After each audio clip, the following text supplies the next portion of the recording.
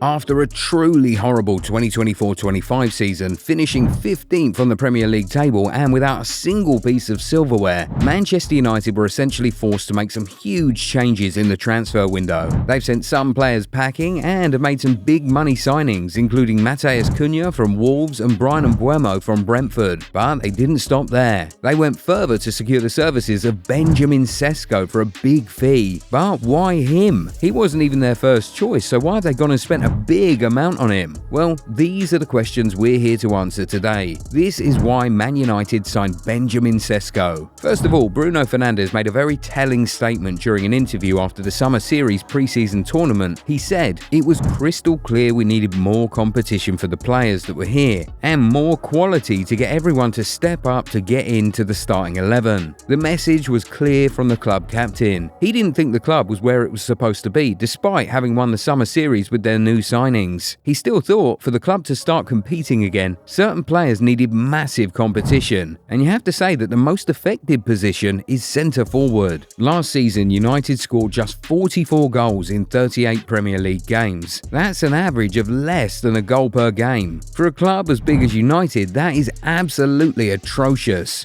The likes of West Ham, Fulham and Crystal Palace all scored more goals than Man United in the Premier League last season. Heck, even Wolves and Spurs, who finished below them on the table, scored more than United. So something definitely had to be done about the striking department. Højlund has frankly been underwhelming and Xerxes simply not a centre forward. So whether Højlund stays or leaves, the club will certainly benefit from signing a top striker, hence why they've gone for Sesko. Reports say that Man United were initially interested in a more experienced Victor Gyökeres in the opening weeks of the transfer window, but with Arsenal having snatched up the Swede, Sesko seems like the next best option. And considering their project, it might even be the better option for them. At 22, Sesko is really young, and considering United are at rock bottom right now, this might be exactly what they need. A young striker with a high ceiling who can continue to grow as the project evolves. With United not playing in any European competition next season, the pressure will not be so crazy, so they'll be able to properly integrate Sesko into the fold. And you know what's interesting? United have followed the right route by first creating the right environment before getting the killer. In that United team right now, there are many creators and orchestrators. They have Mbeumo, Cunha, Ahmed, Mount, Mainoo, Xerxes, and of course Bruno, all of whom are ready to create for their striker and also share the goal-scoring responsibilities with him. So it's currently looking like a good team for a striker to step into. And hey, it's Sesko we're talking about here. He is one of the most highly rated young strikers in Europe right now. There's a reason he's been eyed up by Arsenal, Chelsea, AC Milan, Newcastle, and a host of other top clubs on the continent. First of all, he's an absolute specimen. He's 6'5", which means he'll be up there with Erling Haaland as the second tallest centre forward in the Premier League, behind only Wolves' Sasha Kalajic, who stands at 6'7". Now, along with his impressive height, Sesko possesses insane flexibility, athleticism, and incredible shot power. It's really hard to fail when you have the basics like that. On top of that, he's also great with the ball. Many write him off because of his height and build, but if you've actually watched him play, you would know that the Slovenian is actually a pretty good dribbler. In the Bundesliga last season, he was top 3 for most dribbles completed among centre forwards. And then in all competitions in the last year, he averaged 1.33 successful take-ons per 90, which ranked in the 89th percentile when compared to centre forwards in Europe's top 5 leagues. He's also a brilliant ball carrier. He's averaged 1.68 progressive carries in the past year, which ranks in the 77th percentile when compared to centre forwards in Europe. It's obvious that Amorim loves all his players to be involved in all phases of play, so this might just be the perfect striker for him. But there is one very big issue with this signing. We'll talk about it in a second, but if you aren't yet subscribed to the channel, go do that right away so that you never miss out on our amazing content. Now, back to Sesko. His skill set enables him to score all sorts of goals: counter-attacking goals, solo goals, tap-ins, long-range golazzos, acrobatic finishes, headers, you name it. Sesko has them all in his locker. Speaking of headers, have you seen the leap of that guy? He is an absolute beast in the air, and with crossers like Luke Shaw, Bruno Fernandes, Bryan Mbeumo and Diogo Dalot in the United squad, Sesko will definitely ultimately feast. His aerial ability will also help the team when they have to defend set pieces. He averages 2.61 aerial duels won per 90, which is very good for a striker. That aside, Sesko is a player who loves to dig in and track back, averaging 0.9 clearances and 0.62 blocks per 90. These defensive contributions are much better than what you'll get from the likes of Gyökeres and Isak, and of course much better than what you'll get from Rasmus Højlund. Speaking of Højlund, one thing is certain. No matter what happens, Sesko will be a massive upgrade on Højlund. The Slovenian is better than Højlund at virtually everything you can think of. Better striker of the ball, better at defensive contributions, better dribbler, better ball carrier, better at making intelligent runs, and much, much better in the air. Perhaps the only areas where Højlund edges Sesko are speed and passing. Apart from those, Sesko is so clear. So even if he's not excellent, at the very least, United can rest assured that they're getting a massive upgrade in the centre-forward position. And there's also the fact that Sesko has shown that he really wants United. You know, we always say this, big clubs love to feel wanted, and the 22-year-old has certainly made Man United feel wanted. Reports say that United only sent a bid to Leipzig because Sesko showed that he wanted them. The striker had said yes to United's terms for a 5-year contract long before the clubs began to negotiate. And this was despite Newcastle having first reached out. Remember, Newcastle are offering Champions League football, while Man United won't even be playing European football at all. But Sesko still chose the Red Devils. Now that is the kind of dedication top clubs love to see from their targets. And if you're bothered about how he'll adapt to the Premier League, we doubt that'll be a problem for him. He's strong, fast, and super physical, so we're sure he'll like it in England. Also, he's very fluent in English. Yeah, there is, I think,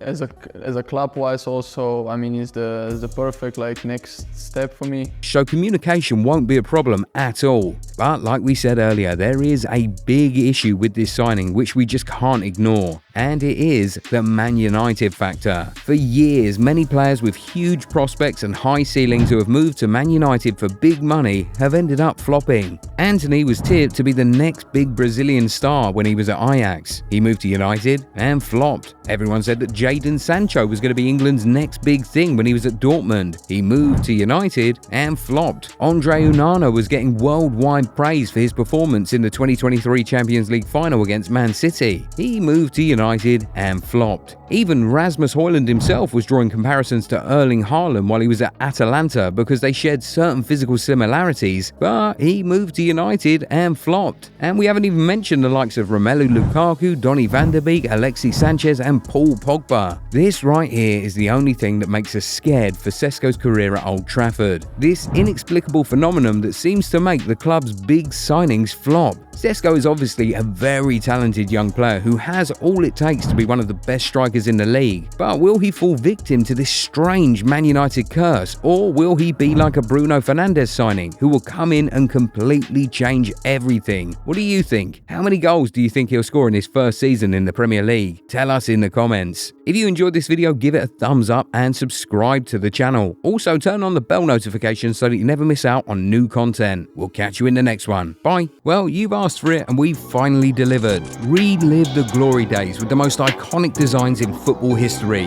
Whether you're a fan of classic club colours or legendary international strips, we've got something to ignite your nostalgia. Perfect for match days, casual wear or adding to your collection. Shop the new retro range now at goal90.shop. Massive discounts await.